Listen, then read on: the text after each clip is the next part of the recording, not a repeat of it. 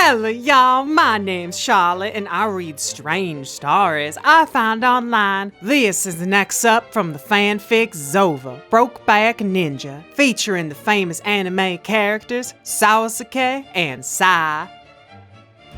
Thunder roared loudly over the mountaintops. A bolt of lightning started off a forest fire in the distance. The trees were pulled left and right by the ferocious winds that engulfed the entire forest. Sasuke and Sai went to their tents as soon as the deluge of rain started to fall, but a lightning blast ignited a treetop and the tree nearly fell on top of Sasuke if it wasn't for Sai rescuing him just in time. Sasuke was reluctantly dragged into Sai's tent and both of them tried to hold the tent upright. Finally, the storm passed and the two men were able to sleep. Sasuke was rather hesitant to fall asleep with Sai in the tent with him, but Sai, understanding the awkwardness of the situation, nodded and said, "Since the rain has passed, I'll sleep outside for the night." Sasuke nodded, never taking his eyes off the teen, and Sai left the tent. Sasuke pulled the entrance shut and without taking off his clothes, laid back and tried to fall asleep. "Morning," cried Sai as he unzipped the tent zipper on his tent. He found Sasuke looking at a picture in his hand. It was a family photograph that showed his father, his mother, what looked like an older elder child, and Sasuke himself. "Must be hard," Sai said, casually gesturing toward the photograph, "to lose them." "What's your family like?" asked Sasuke. "Do they approve of your lifestyle?" "My father took me to a graveyard when I told him I was gay. There was a grave of a ninja that had died as a result of a homophobic attack. They tortured and killed him. And my father looked at me in the face and said, 'If you ever return home, I'll kill you.' So yeah, we don't talk," replied Sai sarcastically. "I guess my father would say the same. Itachi never brought home a girl, not even once. But I don't want to be like Itachi," whispered Sasuke, roaming his finger over the older boy in the picture. "You never know, maybe he was gay," joked Sai and raised a hand in apology, but Sasuke didn't bark at him or get angry, just sat and thought. "I don't like Sakura. I don't like any of the girls in Konoha. I don't know why. Maybe I just haven't met the right girl," said Sasuke. "Maybe you're right, but don't think that you have to force yourself to love someone. It's a lie, Sasuke, to you and the poor girl," said Sai. Then he left the tent. "I need a wash." "Why do you like girls? You're handsome enough and don't get it twisted. I'm just saying," asked Sasuke as they sat near the cliff. "I don't know. I was probably born gay. I didn't have an interest. It just wasn't there all my life," said Sai. "Have you had a boyfriend then? You know, something serious?" asked Sasuke. "Sasuke, you've got us gay guys all wrong. Some go out and hook up with God knows who, but I use protection all the time, and I know who I fuck before I fuck them," Sai explained. "Oh, I'm sorry," said Sasuke. I didn't mean to offend you." "It's cool.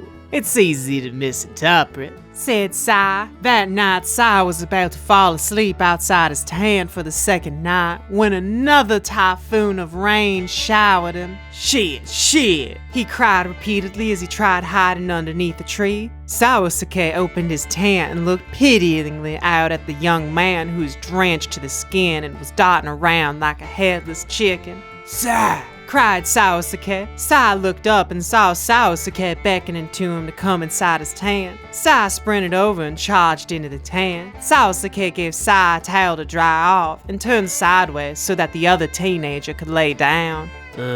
Sasuke?" whispered Sai. "What?" asked Sasuke sleepily. "I need to take off my clothes," replied Sai.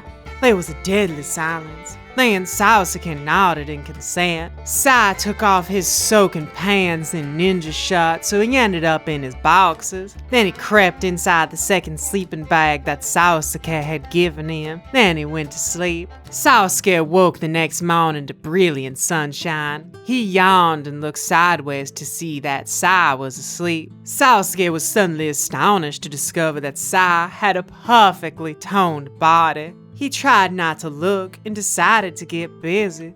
"You know, you don't drop dead if you look at something," whispered a voice. Sasuke looked behind him and saw that Sai was sitting up looking at Sasuke knowingly. You awake? I thought you were sleeping, gasped Sasuke. Of course I'm awake.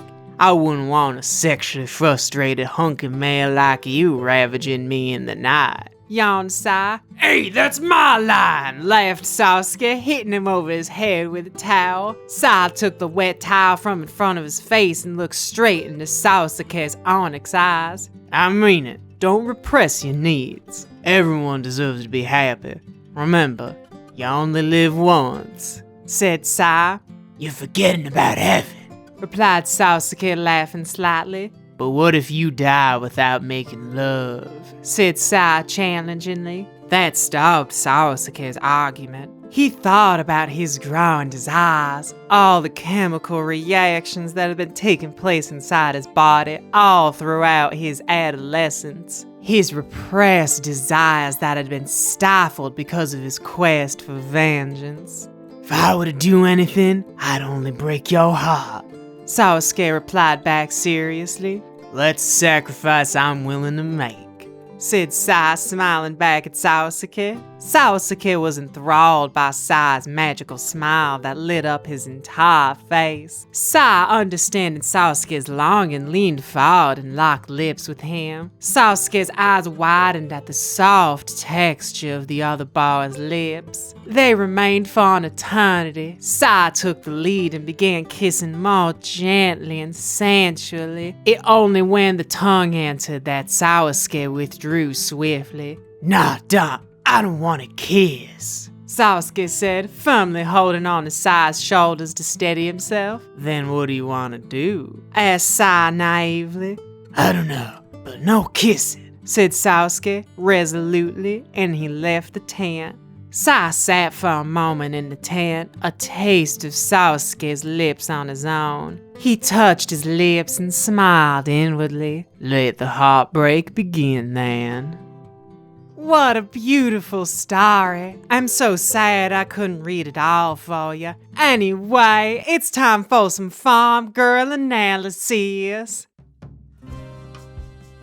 Anime is a type of television program popular among city folk. At first, I thought it was a series of animations from the country of Japan. As I explored, I found there were actually so much more. These characters are from an anime called Naruto. It was so popular that the city folk turned it into a movie called Brokeback Mountain. They look very different artistically, but I think that's what makes it so interesting. Anyway, thank y'all so much for watching. My name's Charlie and I read strange stories I find online. If you'd like to hear more, please like and subscribe. I hope you have a wonderful day on the internet.